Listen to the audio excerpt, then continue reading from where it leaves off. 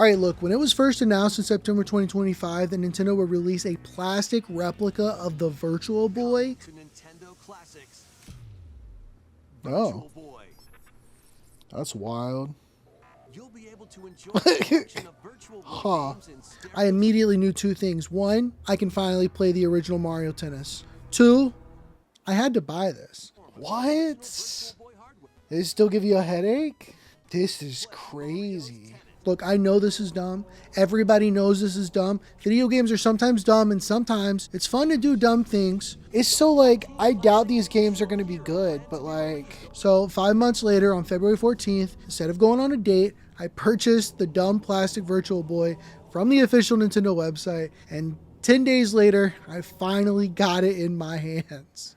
This is it right here, which I think is kind of cool. I think it's kind of neat. It is an official product. I don't know, when I was expecting to get this in the mail, like I kind of expected it just kind of be thrown around like like an eBay package. I was almost expecting like old newspaper clippings and just a gray box. Now I do got to say the official release was February 17th, and despite ordering it 3 days earlier, it did not get to my doorstep until the 24th. Part of that had to do with being stuck in Greensboro. I'm not sure why my package had to be inspected, but it does add yet another layer of funny to this whole thing. I also couldn't have even played this on February 17th anyways because I was having major eye problems. So the last thing I would have ever needed was burning my retinas with 3D golf. But a few days later, after my eye got better, but before I got the plastic, I did download the official Virtual Boy Nintendo Classics app, and this just baffled me. Apparently, in order to play any of these Virtual Boy Classics, docked mode is a no-no. They can only be played in handheld mode. Handheld mode looks like this, by the way, because see, as it turns out, the only real option to play these games is with the $40 or $100 physical accessory. Here you open up the top, slip your Switch 2 without the Joy-Cons in, and then find a table tall enough to hold the surprisingly heavy combo of plastic and Switch 2, and only then will you be able to experience such classics as Tellero Boxer and Virtual Boy Wario Land. At launch, only 7 games are available, which is surprising given that the original console only had about 30 official titles.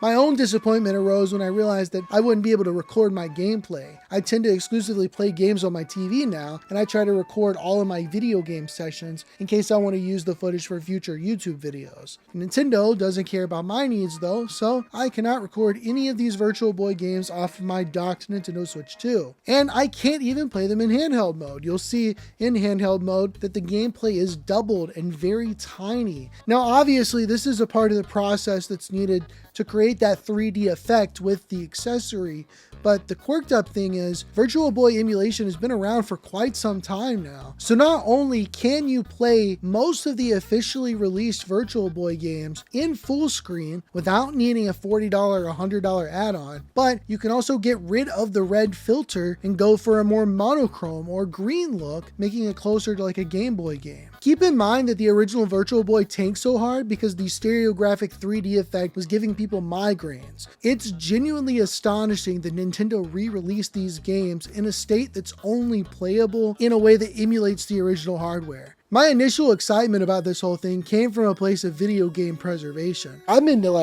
again, games preservation, so it's cool that they're offering that. It's just, I like games and I like the weird history behind them. The Virtual Boy is a weird, dumb mistake in Nintendo's back catalog, and it's for that weirdness that I find it kind of epic. So by re-releasing the Virtual Boy in this way, I thought it would be like Nintendo honoring a weird part of their past. You could play these games on NSO, but if you were just weird enough, you could get the accessory and play it the way God Nintendo'd it. Instead, we got the dumber option. But I'm gonna go with one Joy-Con and we're just gonna go in. Oh my goodness. Whoa.